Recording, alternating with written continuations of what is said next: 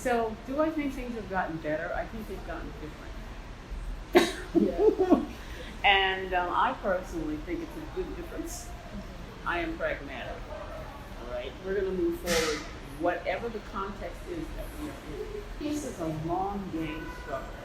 It's not about 2 years. This is a moment in something bigger.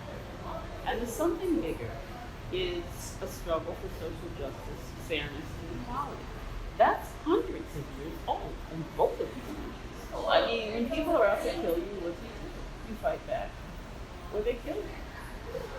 Kind of really that simple. I also think something very significant has happened since we last interviewed, and that is the visibility of the Black Lives Matter movement. That movement had been going on locally, not small scale. It had been, people had been organizing because there had been so many events.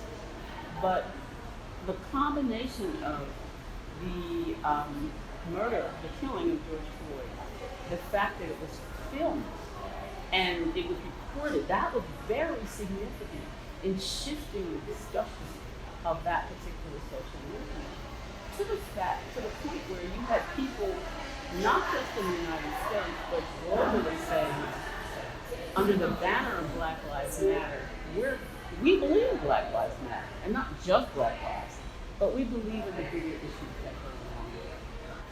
Because it works.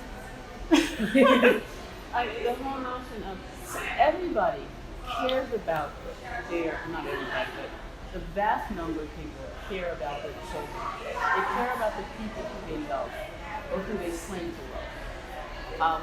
So the family symbolizes that for pretty much everyone. I mean, all the Black women that have had children murdered have had a family member murdered, so they care about family.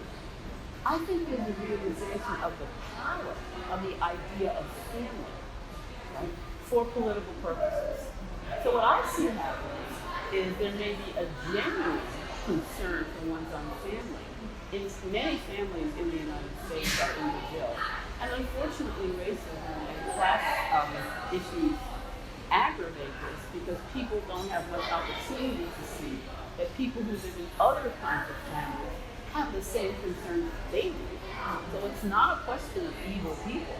It's people who are listening to leaders who are using the power of the family for opportunistic reasons.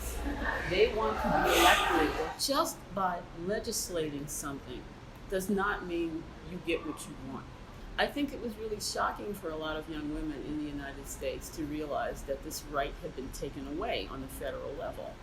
But it wasn't particularly shocking for many of us who never had it in the first place. Right? So I think it's been very good for young women to realize that this is not, you don't get to keep something that you have, you realize. People come and take stuff from you. Now, if you're a poor person, you know people come and take stuff from you all the time. It's not fair, but that's what power is. And how we ourselves, in terms of our own data, have become part of a big marketing plan. So the notion of what kind of news do we get, what's focused on, how that shapes the discussion, maladapts people for democracy. Because it tells you that all the answers are easy. It tells you everything comes in sound bites. It comes in 2 seconds, boop, boop, boop, there's truth. It gives you a whole notion of truth nuggets, and it makes us stupid. So for me, to be a good citizen means that you have critical analysis of where you live and what people are doing. You're not forced to be on a team. In the US, it's Team Democrat or Team Republican. Okay, I don't know exactly the groups here. I kind of know, but I'm going to... it's kind of, so there's a way that we have been pushed into all of that in terms of the profitability or lack of profitability of how media is structured. And that certainly had a big impact on journalists. I think there have been similar pressures in the academy where the student is increasingly the consumer. If you look at the language of the academy, they don't say consumer, we're not there yet. But the students are the people we serve. It's a flipping of saying, do what is popular because you will be evaluated on whether your students are happy or whether your students can assimilate into society as it currently is. So we're going to evaluate you as faculty members, not because you're going to take unpopular positions or ask tough questions and all that, but because of the structure of our institution. Now, when you look at both of those sets of institutions, to me, are reacting to a similar set of pressures, right? And they're the pressures really of capitalism, right? To grow certain markets, right? And so a lot goes along with that. I mean, it's a much more complicated argument than what I'm saying, at least in my own mind it is. So it would be really nice if people said, can't we just get along? How about you journalists and we academics just sit down and get a cerveza and, work it out. Let's have a beer. Yeah. Let's have a beer. That's kind of what Barack Obama did, thinking they have all the right answers about everything all the time. So I had to find a way to challenge the assumption that social justice and intersectionality were the same thing without it looking like I was somehow not in the real conversation. So I came at them in a very rearguard way. I said, I'm going to find a discourse that is completely intersectional, but it is not about social justice at all. It's known as a counterfactual. So I said, here we go. So I wrote a fair amount of the chapter on the eugenics movement.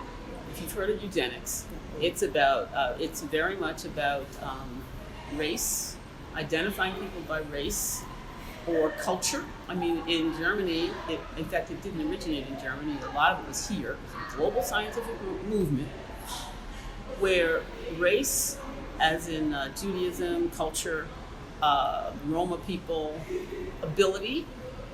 Let's back up. The Nazis were the organization that fully implemented eugenics policies. So if you think about what they did, who they went after, and how they went after them, you get a very good sense of an intersectional analysis that does not have social justice at its heart. This was an intersectional analysis that was against social justice and was actually pretty effective because it was intersectional. All right, you following that? Yeah, all right. That's fascinating. Yes, yeah. I think so too. Yeah. So basically, for example, under the Nazis, you had a Mother's Day for women who were white, Aryan, German women who were encouraged to have more babies. You had a reproductive policy for them and a glorification of motherhood, by the way, which ties in with our earlier question. All right. But you also had under the Nazis murdering other women and their children because they were not the right kind. So that was clearly an intersectional race-gender policy right there.